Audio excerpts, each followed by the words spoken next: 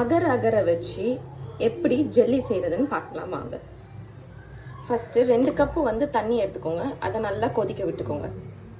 நல்லா கொதித்து வரும்போது ஒரு அரை ஸ்பூன் வந்து அகர் அகர் பவுடர் சேர்த்துக்கலாம். நல்லா கலரி விட்டுக்கோங்க. ஒரு 2 ஸ்பூன் வந்து சர்க்கரை சேர்த்துக்கோங்க. இப்போ நம்ம 2 விதமான ஜெல்லி தான் பண்ண போகிறோம்.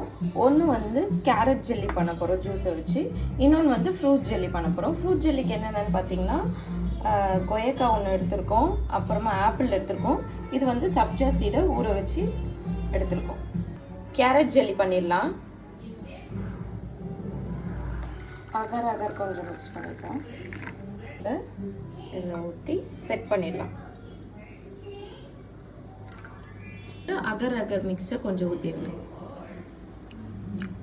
ஆப்பிள் கொஞ்சம் சேர்த்துப்போம், கோவா கொஞ்சம் சேர்த்துப்போம், கொஞ்சம் சேர்த்துப்போம்.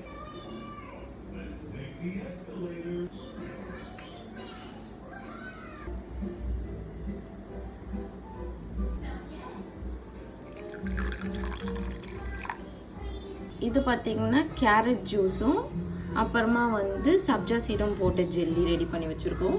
இது வந்து ஃப்ரூட் ஜெல்லி, இது வந்து கேரட் ஜூஸ் மட்டும் போட்டு வச்சுருக்க ஜெல்லி. இது மூணுத்தையும் நம்ம ஒரு 30 மினிட்ஸ் வந்து ஃப்ரீஸ் பண்ணி எடுத்தால் போதும், ஜெல்லி ரெடி ஆகிடும்.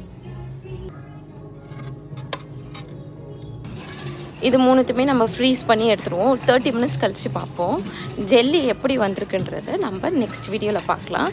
பார்ட் 2 கண்டினியூ ஆகும்.